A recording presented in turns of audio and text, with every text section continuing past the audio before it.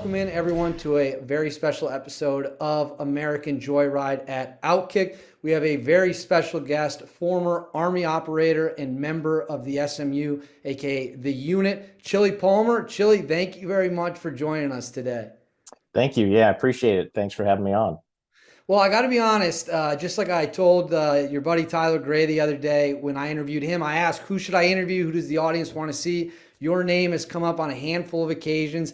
Tyler, I got to give him a shout out for making this connection over email. So that's how we were able to hook this up. I want to start right at the beginning. I know that you entered the unit in the late 90s.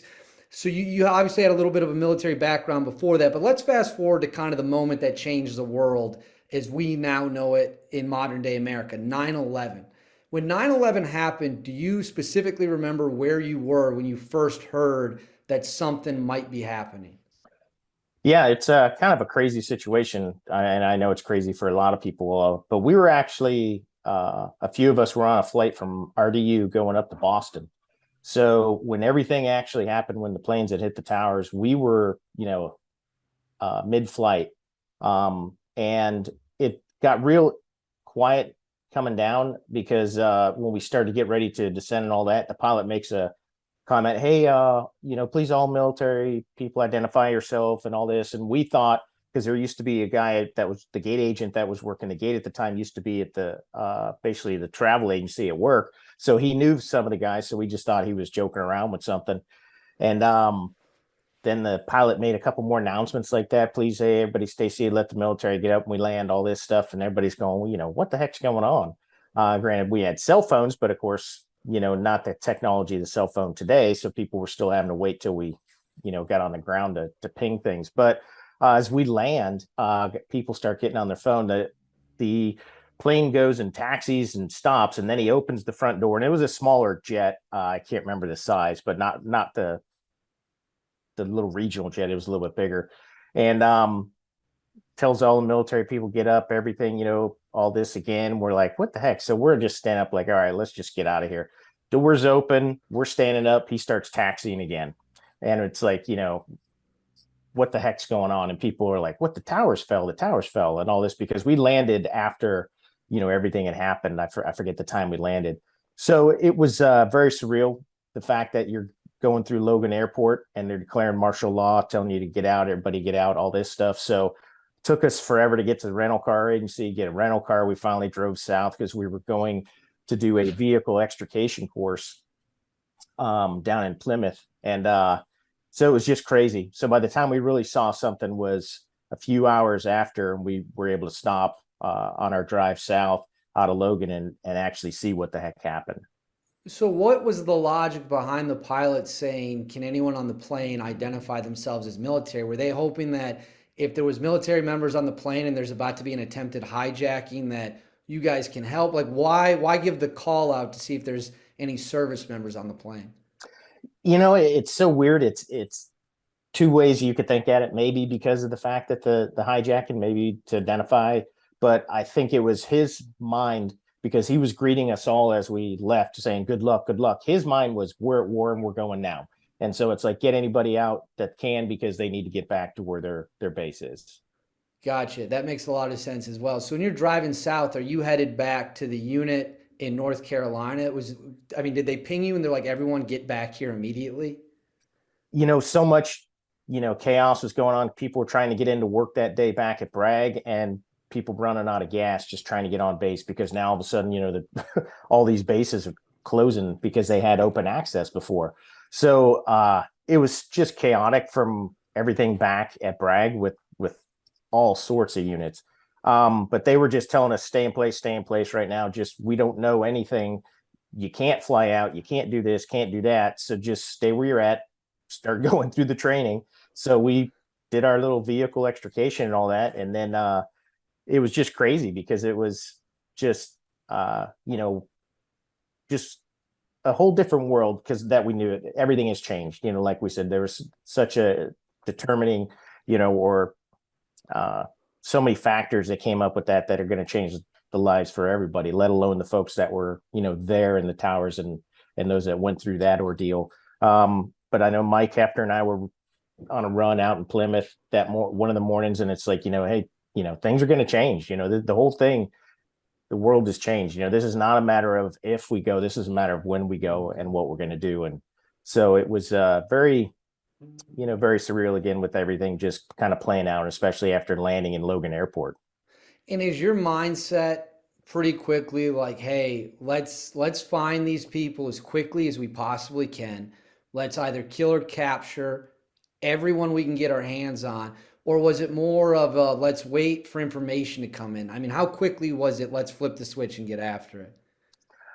I think internally there was a lot of planning that, where they started like, all right, we need direct action, we need something, resolved, kind of like, the Doolittle raid in World War II, things of that nature. And, the US needed to strike at something, and we needed to strike fast, and that's the whole thing that happened then with, the raid on Gecko, where they had the MH-47s flying in off the helos and everything. Took them, I forget how many hours, and they had to aerial refuel and all that. But we had to do something in the Al Qaeda and something into their backyard. And so I think a lot of things were spinning in that level. But then, like anything else, people think, oh, you're in the military, you're the country's at war, everybody's fighting, everybody's doing something. No, there's people that never go overseas, or if they do, they're not, direct action. They're not Right. operators. They're not right in the front line of thing. I mean, granted, can't do your job without everybody doing theirs, but it's so funny because you're thinking you're in and you're like, all right, I'm going now. But there's still units, there's squadrons, there's rotations, there's everything. So you're not there every day. I mean, we weren't gone a year like other elements, but we definitely had a high op tempo. So, yeah, it was kind of like they just pieced together an assault force that they could do for that initial hit. And then from there, it just kind of started spinning. And yeah, then here we are today. And it's hard to believe that that's already been more than 21 years ago. There are kids Yeah. old enough to buy beer right now that weren't even alive when 9/11. They read about it in history book like I read about World Yeah. War II. That in and of itself is a little bit surreal to think about. When you got to Afghanistan, was there anything that surprised you versus the expectations? Because this is, correct me if I'm wrong, this is kind of the first mountain warfare or Middle Eastern warfare in the region we've had. So when you guys went into it, did you kind of have a vision of what you thought was going to happen, and then how'd that match up with reality?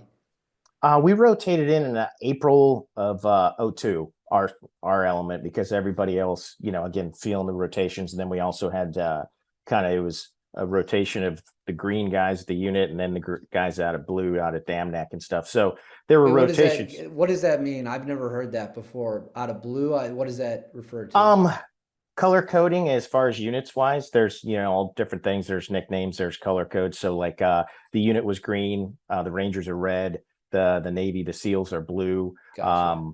Then you've got like purple for JSOC, things like that. Gotcha. Okay, so you're there in April of 2002, and let's take us through your experience early on, and again, realities versus maybe what you expected. For us, I mean, it was the unknown, like anything, initially before even the first element touched on the ground in that October. But at that time, Band of Brothers came out, so that was like something everybody was watching. Granted, they held an episode, waited a little bit after 9/11 because of how everything was. I mean, the first episode literally, I think, aired the 8th or 9th of September. Um, so, but seeing those guys and what they went through, there was a whole lot, like, to me especially, it was like, can I do what they did? Will I have the resolve to do that? Because it's a lot different when, bullets are going both ways Right. versus, just one way down range. So for us, I think prior to our getting there in April was, we were focused on now what's happened, what kind of engagements have taken place, and that was after Roberts Ridge with everything. So there was a lot of kind of we had a little bit more foresight in a way of kind of some of the battlefield, but you think you're going to get there and just run crazy and do all these operations up front. And, we didn't do too many operations, direct action operations during our deployment, just because it wasn't there. A lot of the intel, a lot of things weren't there. Things happened so fast with the Northern Alliance, with everything there coming down and, pushing everybody out. So it was, we were prepared for that mountainside. We thought we knew that mountainside, but then once you put on your full kit and walk into that into that terrain, it's a whole new animal. So it was a good thing for us in a way as kit shakeout, because by the time the invasion happened for us that March of 03, we kind of knew what worked and didn't work as far as carrying our kit. Well, that's actually kind of a perfect segue into Iraq because you're talking about the invasion of '03. So we've got Afghanistan that kicks off for the viewers who maybe are younger. Obviously, 9/11 happens in September. The military operations full scale start early October. Is that correct? Yes. And then the invasion of Iraq obviously happens in March of 2003. And I have a couple questions about that. First and foremost, and we're going to get into this in a moment, you had a really cool haircut. And I can't wait to talk about that. But before I ask about that, when did you guys at your level start to think, okay, this Iraq situation, this is going to happen. Like this is real. There was a lot of talk early on, even while we were in Afghanistan, because there are basically, plans put in place to be based off everything. So there was talk about it while we were even there in Afghanistan, April through July. But then when we really started knowing things are going to happen is really the late fall of 02. And, definitely when it came time, January, February, we knew we were going, just a matter of when. So there was a good bit of prep, and we started doing a lot of prep for how we're going to live off our vehicles in the desert, because you everything you have is is on your vehicle or yourself. So it's figuring that out, especially ammo, water, chow, then the little creature comforts like, how do I heat up my coffee and everything else. So we did a few little camping trips in and around Bragg, and, to kind of get things set, ready to rumble. And when you're at the tip of the spear, you're a tier one operator, you're in the unit. Is it one of those things where it's kind of like a sporting event in the sense of like, are they asking for your input like maybe a coach does to a quarterback? Like, what are you comfortable running? What do you want to do? What works best? Or when you're at that level, are they telling you how it's going to happen? Like, how much does your opinion influence how the situation is going to go? We prided ourselves on a bottoms up planning versus top down driven. Granted, you always have the commander's intent and everything else, so you have that mission statement. But we had a lot of good input moving forward, and it really laid the groundwork for when we were inside Iraq itself, doing our rotations in and around there, because a small group of guys could plan a mission all the way up to include their CSAR.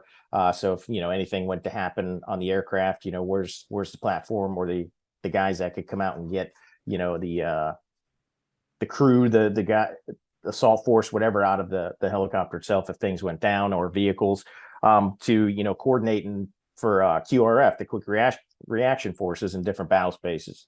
So there was a lot of basically kind of driven planning from bottoms up.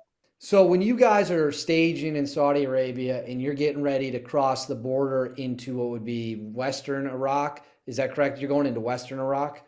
Did you Yep. guys expect to just dominate the battle space, dominate the Iraqi military? I mean, because now you're dealing with a standing army, like a uniformed military, not fighters in the mountains. What was the mindset, and then how did it actually go? It was different because we didn't know how they were going to react like anything else. We knew that there was, there tanks, there's planes, they could have helos up. Who knows what that wasn't destroyed during the initial volley of all the cruise missiles and everything. So didn't think that we're just going to push through, but we knew that we had a lot of stuff on our side as far as our weaponry, everything else. Granted, we were in, we weren't in armored vehicles. We were in Pensgowers, 6x6s, but they were all just open air vehicles, no armor. But we had enough. We had 50 cals, we had Mark 19s, we had assortment of, javelins, we had Carl Gustavs, we had quite a bit of stuff.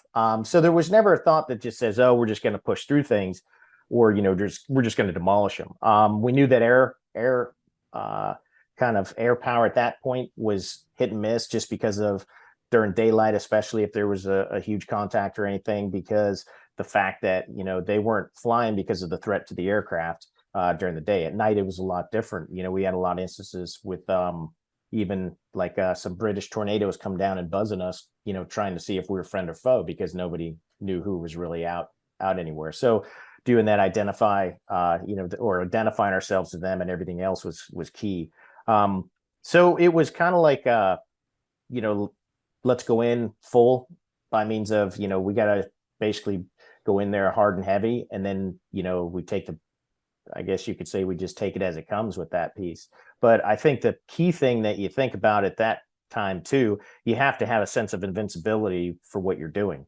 You can't go in there thinking, oh, I'm going to get hit or I'm going to have this happen and things like that. That's when guys get tired. That's when guys need breaks and stuff. And we started seeing that down the road. But I think early on is you had that sense of invincibility, kind of like, the Jolly Green Giant, running out there. And once you got into some actual engagements with the enemy, and I know the one that has been talked about on many podcasts, this one included, is the April 2nd incident in 2003. But that aside, were you guys, once you got into the actual conflicts with the Saddam loyalists, was it kind of easier than you expected it to be? Because didn't a lot of times, I think Chris Van Zant, who I've interviewed, he said that a lot of these guys wanted no business with the American military. And they knew that that it was not going to go well many times, more times than not, if you will. And so was that your experience too, that the loyalists were not really eager to die for Saddam? Yeah, when it came down to it, when you saw some of those, the generals and everything else, the senior side, and then a lot of the, even some of the lower ranking guys that had no idea why they were out there and what they were doing. All of a sudden, we just come rolling up and start shooting at them, and they were like, what, we don't even know what's going on in a way. So news wasn't really, something that was thrown all around, Iraq as far as what's happening, that it was very sheltered country when you think about how its media and everything else was. But a lot of the generals and stuff, really, they're what scared them the most was never seeing their family again, things like that. So they still had sense of, some values. The fundamentalists that we got later on, they didn't care about anything but the fact that they're on their jihad. So it's a lot different when you're, a fundamentalist and you just want to kill people because of they, believe in different things. But early on, I think that with the military, it was they were afraid of losing their family, never seeing them again. So that's why a lot of them went and tried to hide initially. And then from there, they thought, okay, they can, now once things settle down, we can start with an uprising, and all this stuff. And you see all the insurgents coming in and stuff. So the hardline guys weren't the military up front. Gotcha. And I have a question about the jihadis coming up. But before we get into that, now we're going to talk about the haircut. So I saw on your Instagram, and I think someone else might even have told me about it, I don't remember who, that you rocked a Mohawk, a big Mohawk in the invasion. So walk the viewers through why Chili Palmer had a Mohawk. We'll flash it on the screen. What was the thinking with the Mohawk on the invasion? Well, we were watching Band of Brothers again before, the invasion. We were out in Saudi and all that stuff in the tents. So everybody gathered around the laptops. And I was like, you know what, this is an invasion. And if you look at, what a lot of folks did prior to jumping in World War II for Normandy and everything else, they cut their hair into Mohawks. Why? We had a lot of, Native American, folks represented in the military. And for them, this was like, going back to their heritage. And I just thought it was awesome because it's like, this is an invasion. Let's do something. And so I just, the last day right before we were getting ready to leave, I had my buddy shave my head for me. And it actually worked out great because as we got dirtier and dirtier, because it was about, I think, 3 weeks before we got a sun shower even, it was actually easier to keep the center of my head clean, just a little bit of hair here instead of sitting there trying to keep a whole head of hair clean. So made it easier for hygiene. Well, it's an awesome photo, and it is kind of neat, and it's a cool callback to the guys on D-Day. And as you've mentioned now a couple of times, Band of Brothers. For anyone watching this who has not seen Band of Brothers, you are missing out because it's probably the best war story, if you will, ever told, in my opinion, in the video format. And the book from Stephen Ambrose is also excellent. So you had just mentioned the jihadis, and I want to get into that because I think young people, kind of as we talked about a moment ago, who certainly weren't alive, maybe fail to understand what you're talking about when you're talking about jihadis and how they're different than maybe what people perceive as a standard enemy. So can you explain to the audience the difference between a loyalist to the regime in someone who is a violent jihadi terrorist? Yeah, when you look at the loyalists to the regime, they had, their first thing was their country and everything else. Granted, they were, you know, not the most not that their country was Iraq wasn't run smooth. It was a dictatorship, everything else going on within there, but it was still about Iraq and everything else. So there was some loyalty just as a country, but with the folks coming in, the religious fundamentalists, they were they're out just to kill Christians, and because they hate, Christians. And it really stinks because of the fact that for them it was like, well, the great jihad is now called basically go to war because now it's like they've got to get rid of the all us Christians and everybody else, just the folks in the Middle East that aren't supposed to be there in their mind. And so that was kind of their call to arms worldwide. And we ran into folks all over that we've either captured or killed that were definitely not from Iraq. So it's different. I mean, it's just a crazy thing, but it was really a call to arms. We hit a safe house one time in 03 October 31st actually 03 when we were in Baghdad, and we went all the way out to our Ramadi, and the guys all had the same jogging pants, shoes, and everything. And what they had done is they come over there for the jihad, so they take their passports and they can't leave. So now they got control of them and they can't leave the country. So they kind of get them in on this whole thought, oh yeah, you're going to come in, you're going to do this, and then all of a sudden they take them, and then they start, kind of like just keeping them to do what they need them to do and talking them into other things and so forth. And some of them, some of them are all about it. I don't know, it's just crazy. When you would get into gunfights and engagements with those guys, I mean, were they competent fighters? Were they skilled in any way, or were they just kind of idiots who got their hands on an AK and had this sadistic mindset? I mean, were they able to put up a really good fight? I think you had some, like anything, that had some experience, and then some that were just coming over there wanting to get their jihad, and then they would get whatever training when they either arrived in the country before they came directly into Iraq, so whatever the rat line was. But as we progressed down the road, they started having experienced fighters, and they started doing their lessons learned, so it became a more hardened fighter, especially with ISIS. I mean, they were a ruthless, ruggedized military in a way. So they definitely had some war hardened individuals. Did you feel when you're fighting the jihadis, the people that are intent on killing, the Christian members of the Christian faith, people that they didn't feel belong there, did it feel more justified to you? Did it feel like it was more important maybe than fighting, again, the regime loyalists? Because, and I'm only speaking for myself here, when I see that level of barbaric behavior, and you're talking about Zarqawi chopping people's heads off and people drilling holes into other people's skulls, I see that as a guy who's just some bystander, and I say that's not even human behavior. That's Right. what rabid dogs do, and I would think I would much rather prefer to take them out, and it would feel better for me, again as an unbiased observer, than just the standing Iraqi army. Did you feel the same way, or was it equal to you? Yeah, I think because things, transitioned from that regime side to that fundamentalist side. So we also had to change some of our tactics and our procedures and everything else, and how we did things to cope with these guys, because they were coming up with some ingenious ways of doing things along the line as well, with some of the IEDs, some of the booby trapping the houses, things like that, using the cell phones to call to detonate everything. So it became, I think, as much as you say, more violent in that way, because with the regime guys too, we knew that there was the end state was trying to get Saddam, so that we needed intel as well. We needed to gather that intelligence. There was only so much that was there from previous, just historical data. Then we had to actually make it real intel and workable intel. But with the fundamentalists, if you gave them a chance to vote, and we'd say vote based off, okay, does this guy want to is he going to go along with the capture, or is he wanting to fight? And then let's see who wins. They would rather fight than do anything. There was, so many times guys would detonate suicide vests, because it's like, well, they're not going to take me, clack themselves off, thinking they're killing, other folks around them. But, they just, I don't know, they just were different folks, and it was like we had to get more violent in a way, because again, we were going after intel and doing things, and our procedures and everything on the battlefield just had to kind of adjust, just like they were doing.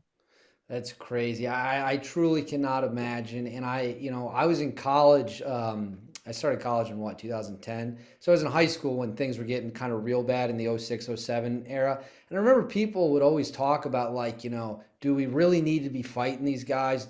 Are they really that bad? And I'm like, this Zarqawi guy is literally chopping people's heads off, right? And don't think it stops there. Like if this guy could, No. he'd chop all of our heads off too. Fortunately, they dropped a couple bombs on him, I believe, if I recall correctly. So now I want to get into some comparing and contrasting.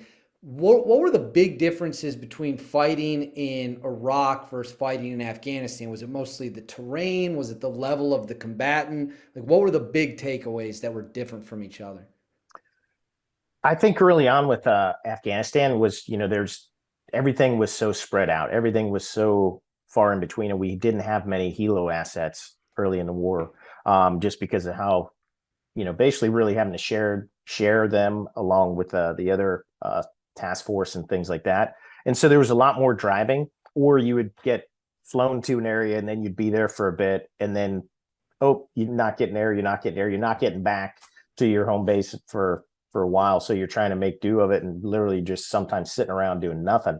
Um, but then within Iraq, you had more cities, bigger cities, everything else that we were hitting. I mean, granted, you had Kandahar, you had Kabul, but everything really wasn't happening in those locations. It was farther out because, where the terrorists had their training camps from, years before us ever getting there.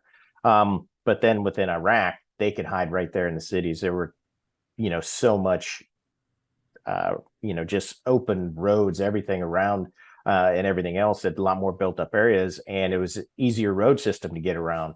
So it made it easier for them as well to move around. The terrain, definitely changed throughout.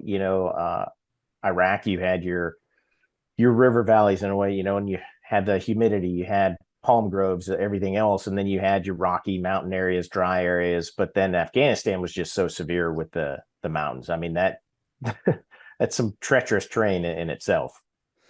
I want to pivot now a little bit to kind of off the battlefield things that I know the audience is always curious about what it's like behind closed doors, if you will. And what I want to start with is when you're talking about the unit, you're talking about the most advanced military direct action unit in the world, right? I think everyone watching this would agree with that assessment. Maybe some guys in DevGru would disagree, but that's what we're going to call it today. A lot of type A personalities, I assume. A lot of strong headed people, a lot of bold people. When things aren't going well and arguments start happening or disagreements start happening, how does a room of 12 guys that are all of a similar personality iron out those differences? I think the big thing for us too to remember is, we are in the military, and so with all that, there's still that rank structure. Granted, we definitely were relaxed with that, but at any point you could always be just called back into your military bearing. So if there was an argument that was getting heated and not getting settled, the senior guy always just sometimes just had to speak up and say one little thing, and everybody kind of reset themselves and understood, where we're back to. But I think at some point, sometimes, you've got the smaller side of the house with the teams and everything else, and then you're dealing with different guys. And I think the key thing, is to don't go in there and just start yelling at everybody.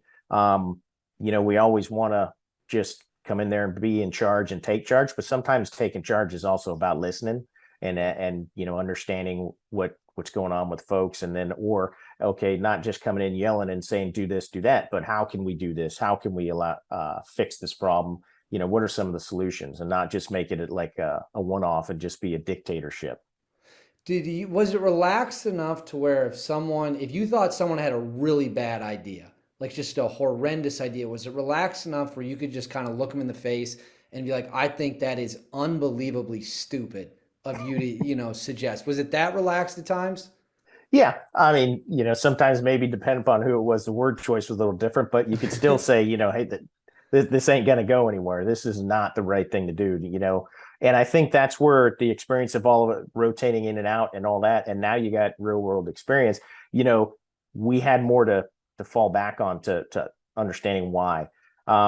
But still, every day on the battlefield, do you see something new? You know, something different that happens. So it's but it allowed us really to be able to sit there and call the BS flag when it was needed. But then sometimes you had to get, it had to sort itself out through the higher echelons too. I had someone tell me, outside of an interview that DevGru is more fun, but the unit is where the real hitters are at. But everyone's turned on at all times, and that can be very, very stressful because there's no down moments, there's no mistakes tolerated. Was that your experience that there was very little room for error when you're in the Army's SMU? Well, I think in both places, with Dev Group and us, there was everybody was there for a reason. Everybody wanted to excel and to be in the top spot. Granted, we always make fun of each other. I mean, it's the fighting with the stepbrother type thing, Right. Yep. But I think on both sides equally, guys wanted to do the job and do everything. They had a better place to live. Definitely Virginia Beach over Fayetteville. But I think also, yeah, they were a little bit more lax in a different way, not in a bad way. But then, we had still the camaraderie, everything else. A lot of guys were, Rangers, so they grew up under that. Rogers aren't. I mean, and then you had the SF guys but we all kind of knew what was what, and we knew what the job was, and we focused on that. But we still had a great time, and I think it was a true family. I mean, because like before we deploy, we'd all the whole squadron get together, things like that with the families, and a lot of parties along the way in and around. But you guys got a lot of strong-willed guys, and everybody's there. It's like being in the NFL. You're not the first person to ever make that comparison. I think it's a very fair and it's an easy one for the audience to understand. But on that note, guys get cut from NFL teams. They get cut because they're not performing. They get cut maybe because they're a cancer in the locker room. Is that the same thing when you're talking about dealing with the tip of the spear level units where if a guy just doesn't mesh, is it like, hey, you might have gotten here through selection, you might have gone through the OTC, and maybe you've even deployed with us, but this is not a good fit. What do you do when a guy just does not belong ultimately? That has happened, and it's sad. But it is just the way it goes, and especially when you're then at that level and that time, doing continuous combat operations. But you got to counsel guys. It's not like corporate America where all of a sudden you just get hijacked and HR's on the phone and you're fired. The military still has a little bit of a way that you still have to get some counseling. Granted, if something is really severe, that decision can be made at that point because of the fact we know I can't trust this person in combat. But you try to mentor guys, get them in the right way, but then some guys it's just not for them. They may succeed back in the range regiment, but not there at the unit because it's a little different as far as a little bit freer when we say about having that relaxed standards when it comes to the really yes sergeant, no sergeant, and so forth. Everybody's a first name basis really. So some guys just can't deal with some of that stuff. And then when you look at selection, that tests a lot of things as an individual. And some guys just can't do that. So a lot of guys get washed out in selection because they need somebody to tell them how well they're doing, how, hey, you only have this much left to go. So, hey, good job, buddy, and stuff like that. And, really it's just don't be late, light, or out of uniform. And what we used to also kind of say is it's harder to stay in the unit than it is to get there. I've heard other people say that too. Yep. That's crazy. But I mean, it's tough for the viewers and me to understand that because we're not there, right? Like we don't understand the standard that you and your old teammates are held to. But one of the things that I'm fascinated by is how do you juggle your personal life with this high stress intensity job? Because here you are, you're doing rotations, you're losing buddies in combat, you got friends getting hurt, you're in maybe the most stressful environment imaginable. But then a lot of these guys got families back home. Maybe you got a family back home. How does that work? How are you able to do both of those things? And what do you have to focus on to do both?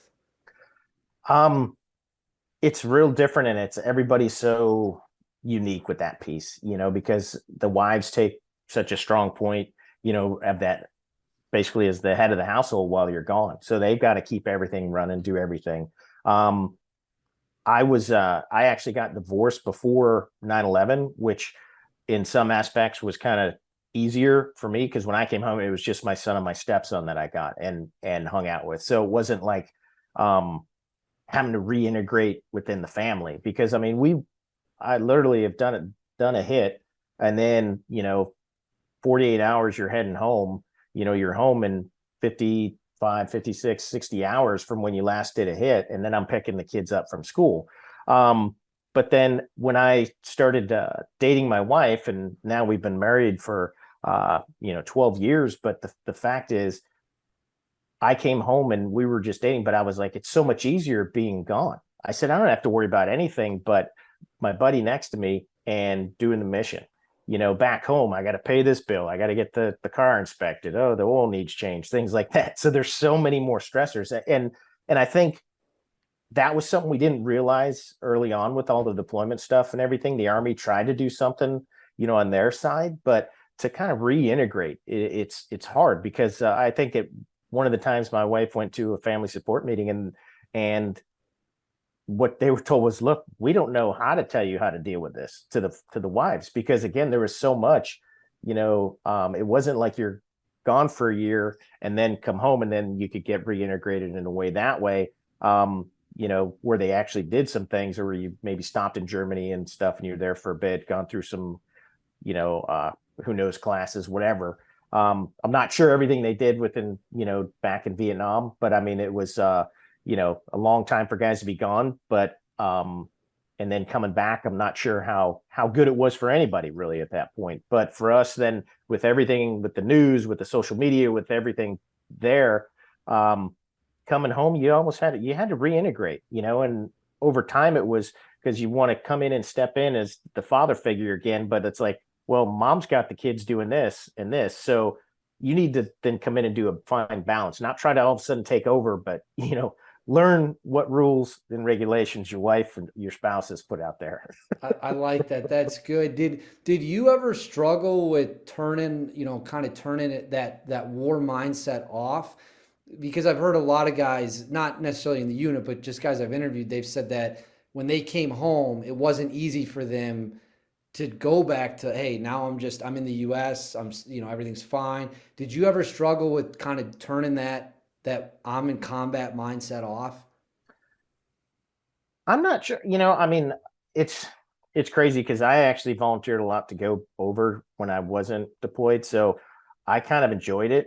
And so when I came home, I looked forward to what I was coming home to. Like one time I got home like on the 1st of June. My son's birthday was the 3rd of June. So on the 5th, we went and saw Carolina in the Stanley Cup, Oh, that's awesome. the Hurricanes. So we saw game 2 when they actually won it like 5-0. So it was awesome. So looking forward to that stuff. I think, but then when it came time when I was with my my wife, then it's like all of a sudden you come home to the bills and things like that. And it's just like aggravating. So you're a little more, I think, agitated with normal life than it was what you were just in. Gotcha. All right. I want to pivot a little bit here. I want to pivot to Hollywood in movies. Because for those of you watching this who might not know, Chili is it technically a military advisor, technical advisor? What's the actual role? Yeah, it's been called a bunch of things, but really military advisor. And then we've also had it as tactical coordinator or technical advisor, but military advisor is just so clean and cut. And there's two major movies you've worked on: Extraction with Chris Hemsworth, and then The Gray Man, which had a absolutely loaded cast. And there's another Extraction movie on the way, I think next year, 2023. Is that correct? Yes, yeah, they just finished doing the reshoots back in Prague, so give it probably another 6 to 8 months. So, and I'll say this for the viewers, I'll hype up Netflix content here a little bit. The Gray Man is one of the best action movies I've seen in the last 20 years. Extraction's really good, but The Gray Man was phenomenal. That movie was something else. So I got a couple questions on this, and they're a little bit wide ranging because I've never talked to someone before other than Tyler Gray, and he's in the acting aspect of it, who's done both. Now you're advising, but you used to be doing the real thing. Some of these characters are, kind of the badass that maybe you were back in the day. So if you worked with anyone who you watched them work with the weapons, you watched how they did everything, you thought to yourself, that guy actually might make a good operator if he chose in a different life. I haven't thought that in a way, just because it's a different mindset, because they're training for a specific playtime Right? versus, Yeah. but I mean, some of it's surprising how quick they pick it up. Like Ryan Gosling when we were out on the range, and actually Tyler has helped me out a lot with getting started in some of this side with the military advising. And he was actually on the range with me for a little bit with Ryan. But Ryan picked it up so quickly; it was amazing. And in a weekend, he would shoot literally, thousands of rounds. And we went out 5 different sessions, and he probably shot himself, 15 to 18,000 rounds of 9 mil and 5.56. But it was amazing how quick they can pick things up. And so, that's where it comes down to a lot of being able to show somebody what you want them to do. And then, especially for an actor, because then they can see it. Then, doing a lot of video stuff where I'd like take Ryan's phone and have him video me do the drill, and then I would video him. So that way he had things to, basically look back on and make sure he's doing the right things. I knew we were going to have a great time on the range. When after the first day, the next day we were coming in and we were loading up ammo, and he's like, it was after doing a few drills, and he's like, "Hey, can I go shoot that plate over there?" It was a plate about 50 yards out, about a 8-inch plate, circular plate. And he took a few shots, then hit it. And then he came back and he's like, that thing was driving me crazy all night that I didn't hit it yesterday. So I had to get it today. I'm like, all right, yeah, we're going to have fun. I saw an interview that Ryan Gosling did. Is the line in the movie about Skittles? Is that because of you? Because he said in the interview, he's like, the guy who was training me said that they used to eat Skittles because they're like, why is that line in the movie? And he explained it to him. So are you the basis for that line? Yeah, that's what's funny is we were out on the range and we were talking to because Ryan wanted to really get involved in, what did you guys carry? What did you do? What did you this? Because, he's trying to, come up with some things for his character and everything else. And so it was Tyler and I actually talking. We were talking about what we carried. We had up our pockets up on the shoulders and carry, some med stuff, some, the morphine shot, things like that. And then I was like, yeah, and I always carried Skittles. He's like, why Skittles? I said, well, they're basically in every MRE, but I said they don't go bad, and it's a good, energy kick if you need it right away, because maybe you run out, you don't have breakfast, you're on target, all of a sudden, I need to eat something, and you need that sugar rush, which I've done it quite a few times with those Skittles. And he said, oh, do you care if I put that in the movie? I said, I don't care. And then that's where it came from. That is awesome. That's a piece of Hollywood history you'll always have. Now, this is a question I'm curious about, and I think that a lot of people watching this who maybe lean to the right politically, or maybe they're big Second Amendment guys, and I know you do training as well. They ask, well, Hollywood loves to make money off action movies, and they love to make money off violent films and TV shows, but yet they also love to talk about gun control. And you, as someone who's worked with guns for a living in the military and post-military, what do you like? How do you kind of square that? Have you had conversations with anyone about that? Do you think they need more education? Like, what is it that you think kind of creates that disconnect? I think what creates the disconnect is just when terrible situations happen and then everybody blames something for it, versus understanding the reasons behind maybe what somebody's thoughts were for their doing this evil act. There's cars, there's knives, kitchen knives. I mean, there's all assortment of things that are used. Granted, some people shouldn't have guns, but I think we get so blown politically with the whole gun piece that it makes it an issue that everybody wants to talk about. And then some people really have never touched a gun, but hate them. Well, why do you hate it? Well, it's kind of like, why do you hate broccoli if you've never tried it? And so I think just educating people on it. And then once you get somebody to shoot in a safe manner and understand the gun and everything else and the reasons behind why you're doing this, but then also understand that what that gun can do, on the backside of things. So I've taken some of the guys for when we were filming Extraction 2 out to the range, and some of the actors had never shot before. And it was amazing to see them shoot, but then how well they did things. Granted, we had time ahead of time, a few days worth of dry firing and everything else. But then when people actually shoot and really see how much fun it is, like Ryan had shot shotguns before and stuff, but never really did to the extent of anything that we did, really the train up for him, but for the Gray Man. But it was funny how much then he'd like shooting distance with everything, shooting the steel plates 70 yards up on a hill. He was doing it strong hand only with pistol, things like that. And it was, you see that it can be a competition. It can be fun because it's so neat to see, yeah, I hit that at this distance and everything else. We always want to challenge ourselves. But I think when people just learn the right way and are safe and understand, that guns can be fun as a sport. And then, it's a great tool for hunting, of course. And then, just understand that it can be a severe, there can be severe consequences if it's misused, just like driving a car. I mean, drunk driving, that can be catastrophic for a bunch of people. Right. I love how what you said about you took them out to shoot. They got out there, they understood it was fun. My girlfriend had never shot a gun before we started dating. I took her out. We started with some 22s, kind of slowly worked the way up the ladder. And then you realize, oh, this is not as scary as maybe they would make you believe. The other thing I would add to that is the media, which I'm a member of, obviously, they love to tell half truths when it comes to issues like this. And for viewers, I'll give you the perfect example. Over the summer, I forget the outlet, but it was a major outlet. They said, the 223 5.56 round was designed to decapitate people. And I'm like, based on what claim? So I researched it, and this claim that a major U.S. outlet had published, and then all these other ones ran with, was based off one guy from Vietnam claiming he had decapitated a guy with it.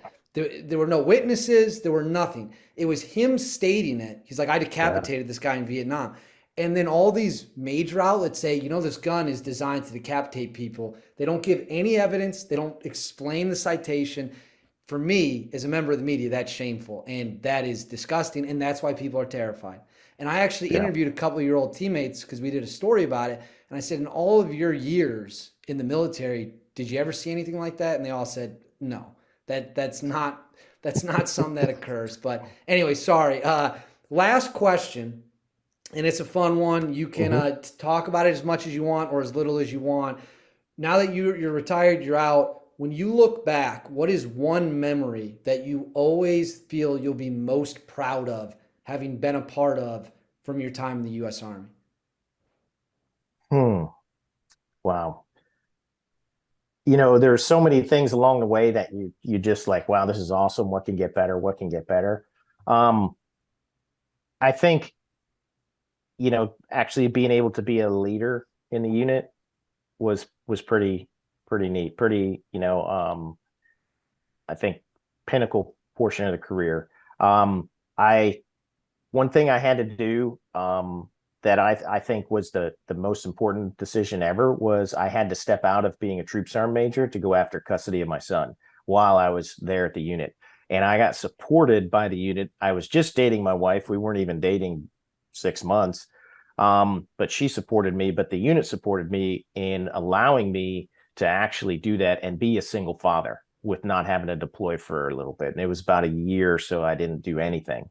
So I think that was the highlight for me, because during my retirement ceremony, Bill Thetford, who was the JSOC sergeant major at the time, was saying the word to describe me when he was talking to my son, Austin. It was like, hey, your dad is a dad. He's a father. He stepped out. He did this, for you. So that's how we can look at it. And I broke up crying in front of the ceremony real quick, but it was just an emotional piece, because it was a big thing that I had to do that I was so scared to death of, because if I lost, what was going to happen? If I won, things were going to change. And how are we going to do this? I had to get him into school. I had to do all these things because it was right in August of that year. So it was crazy little bit of time, and but I think it was the best thing that I ever did because I got supported from the unit and especially my wife.